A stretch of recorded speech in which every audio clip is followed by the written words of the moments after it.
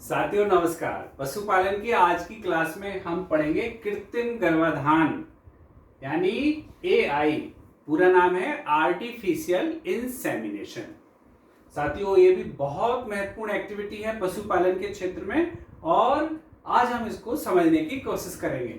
सबसे पहले तो हम ये देखते हैं कि जो मादा पशु होती है उसको गर्भित करने के कितने तरीके हैं। तो मुख्य रूप से दो तरीके हैं किसी भी मादा पशु को गर्भित करने के। सबसे पहला तरीका आता है प्राकृतिक यानी नेचुरल जो तरीका होता है। नेचुरल तरीका जो है, प्राकृतिक जो तरीका है वो है उस मादा पशु को नर के संपर्क में ला करके गर्भित करवाना। साथियों अगर हम इस विधि से किसी मादा पशु को गर्भित करवाते हैं तो एक वर्ष में लगभग 100 मादा ही एक नर के द्वारा गर्भित की जा सकती हैं। दूसरा जो तरीका है जो वैज्ञानिकों ने खोजा है और ये वरदान साबित हुआ है पशुपालन में, वो है कृत्रिम गर्भाधान का तरीका, एआई का तरीका, आर्टिफिशियल इंसेमिनेशन का तरीका। साथियों हम समझ लेते हैं आज कि ये आखिर क्यों फायदेमंद है, क्यों ये वरदान है। सबसे पहली चीज, अगर हमारे पास एक अच्छी नस्ल का नर है तो हम प्राकृतिक तरीके से तो सिर्फ 100 मादाओं को ही एक साल में गर्भित कर सकते हैं, लेकिन कृत्रिम गर्भाधान विधि के द्वारा हम अच्छी नस्ल के नर से कई गुना मादाओं को गर्भित कर सकते हैं, कई गुना। दूसरा, हम इस तकनीक के द्वारा कहीं दूर मौजूद अगर मादा है तो उसको भी, यहाँ की हम हिंदुस्तान के अंदर कोई विदेश में नर है उससे भी हम मादा को गर्भित करवा सकते हैं। तीसरी जो बड़ी इंपॉर्टेंट बात है कि प्राकृतिक रूप से कई ऐसी बीमारियां हैं पशुओं की, यौन संपर्क से होने वाली बीमारियां, तो हम जब कृत्रिम गर्भाधान के द्वारा उन बीमारियों को भी रोक सकते हैं। तो ये मुख्य रूप से वो फायदे हैं जिसकी वजह से कृत्रिम गर्भाधान पशुपालन में एक वरदान साबित हुआ है। साथियों अब हम कृत्रिम गर्भाधान के फायदे हमने अभी देखे, अब हम समझते हैं कृत्रिम गर्भाधान क्या है। तो पहले हम ये समझ लें कि भारत में सबसे पहले जो कृत्रिम गर्भाधान है वो डॉक्टर संपत कुमारन ने 1939 में पैलेस डेयरी फार्म जो कि मैसूर में स्थित था वहां पर किया था। सबसे पहले डॉक्टर संपत कुमारन ने 1939 ब्रिटिश शासन था उस समय। सरकारी क्षेत्र में, गवर्नमेंट सेक्टर में सबसे पहले डॉक्टर पी भट्टाचार्य द्वारा 1942 में IVRI वेटनरी का माना हुआ institute, Indian veterinary research institute, जो कि इज्जत नगर उत्तर प्रदेश में है, बरेली उत्तर प्रदेश में, वहां पर सबसे पहले किया गया था। साथियों ये जो पूरी प्रक्रिया है कृत्रिम गर्भाधान की, ये मुख्य रूप से 4 चरणों में पूरी होती है। सबसे पहला चरण कहता है वीर्य को एकत्रित करना। भाई वीर्य आएगा तो नर के द्वारा, तो नर से वीर्य को कृत्रिम योनि के माध्यम से संग्रहित किया जाता है, सबसे पहला काम। दूसरा है वीर्य का तरलीकरण। उस वीर्य की मात्रा को 200 गुना तक बढ़ा दिया जाता है, तरल कर दिया जाता है। उसके लिए किसका इस्तेमाल किया जाता है तो मुख्य रूप से योग साइट्रेट, जो कि अंडे से बना हुआ एक पदार्थ है, योग साइट्रेट के द्वारा उसको 200 गुना तक उसकी मात्रा को बढ़ा दिया जाता है। तीसरी जो प्रोसेस आती है वो है वीर्य को पैकिंग करना। तो साथियों जैसे हमारे पेन के अंदर रिफिल होती है, पेन के अंदर जो रिफिल लगभग उसी आकार की स्ट्रा तैयार की जाती हैं, प्लास्टिक की नलियां पेन की रिफिल जैसी स्ट्रा तैयार की जाती हैं और उसके अंदर वीर्य की मात्रा भी देख लेते हैं। तरल किया हुआ वीर्य 0.5 से 2 ml मात्रा बड़े पशुओं के लिए और छोटे पशु के लिए 0.5 से 1 ml मात्रा वीर्य की इन छोटी छोटी प्लास्टिक नलियों में भर दी जाती है, जिसे कहा जाता है स्ट्रा। ध्यान रखें साथियों, स्ट्रा कहा जाता है। चौथा जो आता है, अब इस स्ट्रा को हमें संग्रहित करना है और साथ में जगह जगह पहुंचाना है। तो ये है चौथा, वीर्य का संग्रहण करना। अब चौथा है बीर का संग्रहण।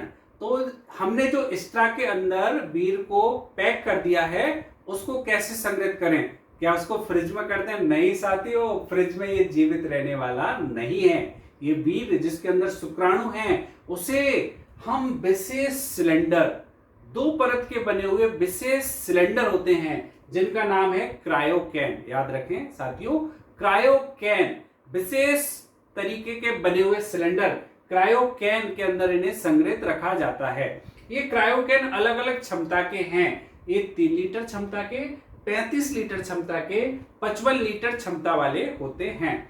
ये 35 लीटर और 55 लीटर वाले क्षमता के क्रायोकैन तो एक जगह रखे रहते हैं जिसमें काफी मात्रा में ये बीर के स्ट्रा मौजूद रहते हैं।